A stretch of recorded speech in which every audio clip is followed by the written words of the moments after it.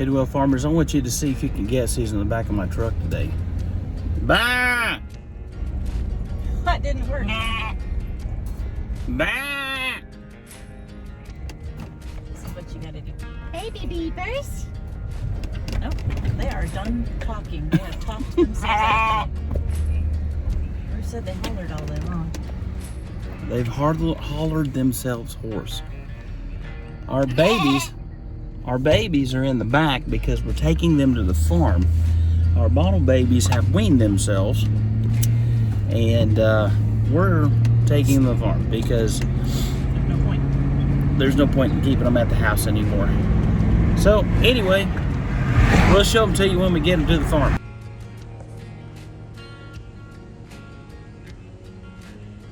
Mandy!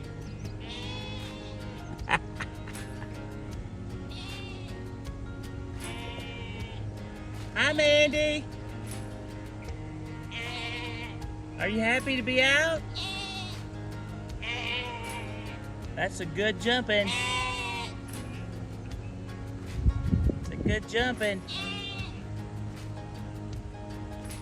Needless to say, we took them to the farm.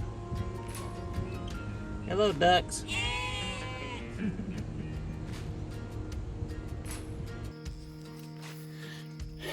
Hidwell Farmers, we may have found the secret to raising good rabbits in a rabbit tree. Chickens. They do such a good job at scratching and cleaning up the rabbit tree, and man, they are absolute bug eaters when it comes to being in the rabbit tree. Man, they eat the grubs and the worms, and they scratch the ground like crazy.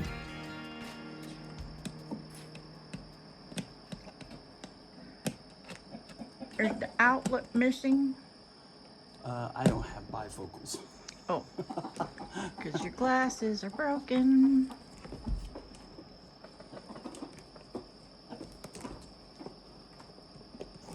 There we go. Gonna let some chickens out. Chickens, you ready to get out of there? Hi, chickens.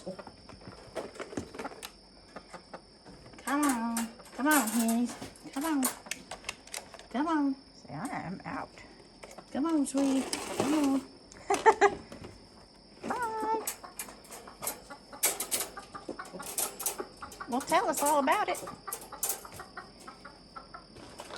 Hey, Got this lots place to is say. cool. Lots to say. Come on, chickens. That one was booking it. Come on, chickens. Ah, there's my boy. Our big old bantam. Come on, chickens. Come on, chickens. Good chickens. Good chickens. Is that everybody? That's everybody. There they go. Taking off to UK. They are, aren't they? They're just like, hey, welcome to the grounds.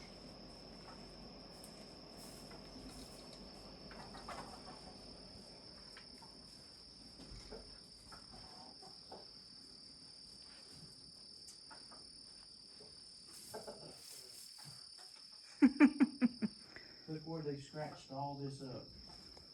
Okay, I will come over there and look.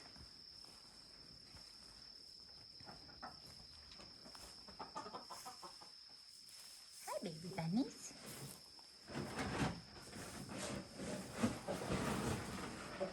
You've been playing with some chickens? That's looking pretty good right there. The rabbits are lined up to watch. Say, the rabbits are lined up to watch. You brought more chickens, they say.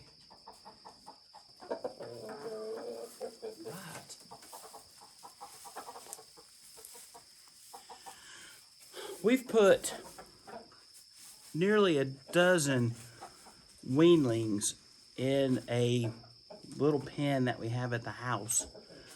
And we've got all of our hatchling chickens and turkeys in there.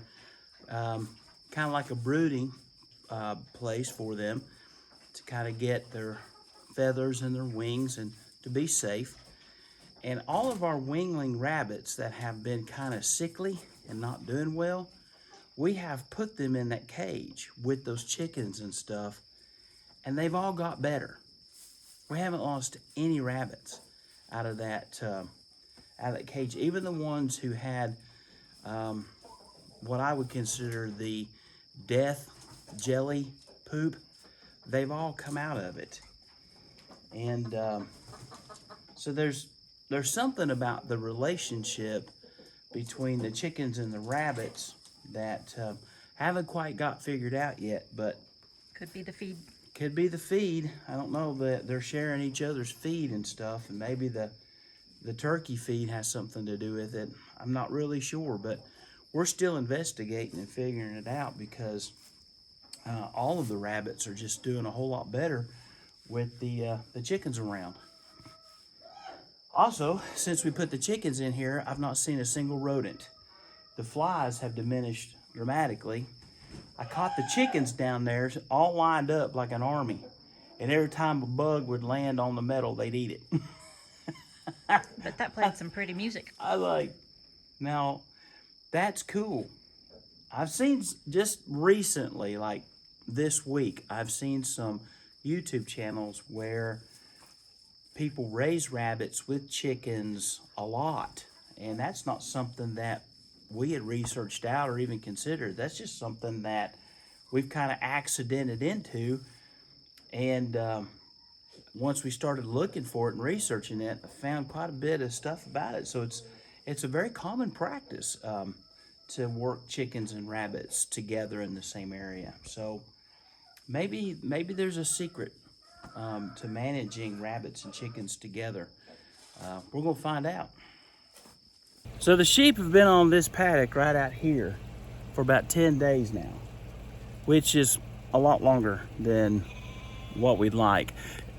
Eventually, I hope to have everything divided up in the farm that we can rotate the sheep from paddock to paddock every 5 days. We want to move them that frequently, and hopefully the way that we get it set up with the rotational grazing and stuff is that they will not revisit that same paddock for at least 2 months.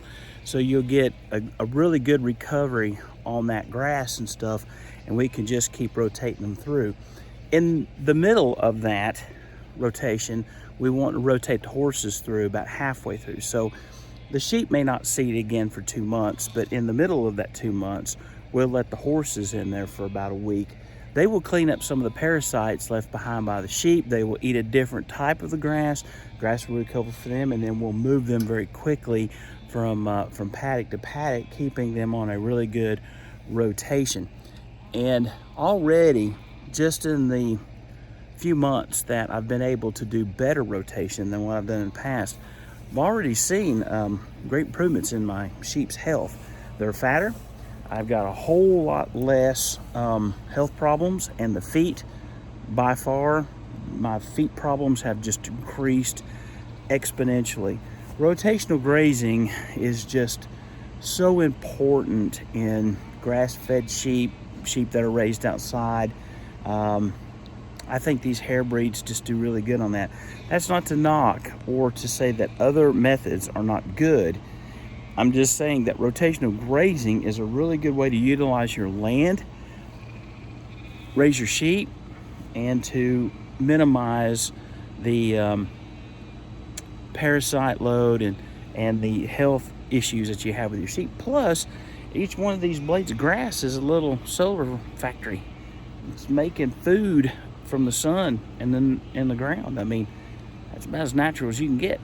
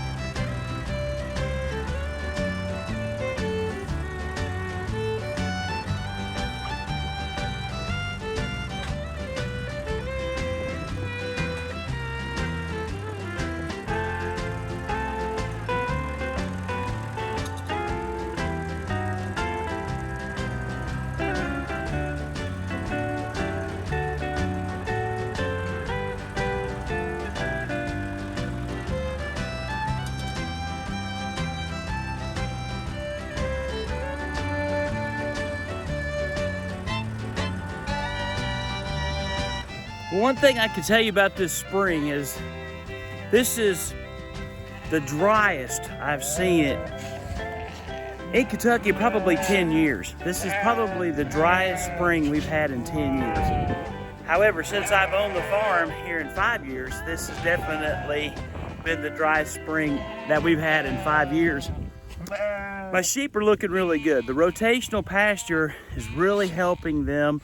It's helping keep their feet healthier. It's helping them get plenty to eat. It's also helping my pasture management, which my pastures are really hurting for water right now. Thankfully, we got a little bit of rain yesterday. Most certainly not enough.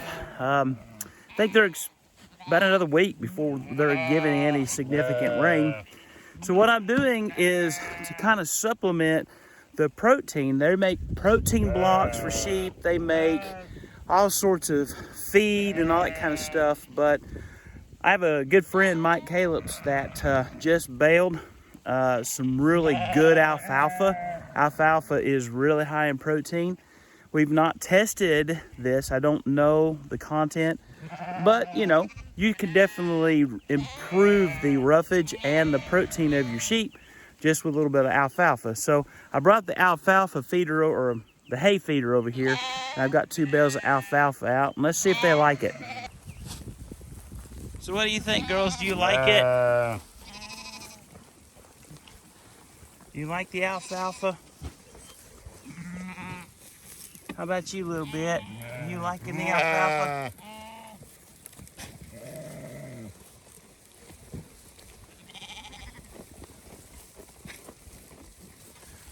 So, we've got our 2 shelters here for shade, and they're wearing it out, but we also pulled the hay wagon out here to give them some additional shade during the day. We're very fortunate today hasn't been too bad. Today it's been kind of cool, and it's hard to imagine it, but we're only 60 days. We're only 60 days from the start of our breeding season, and so it won't be very long now.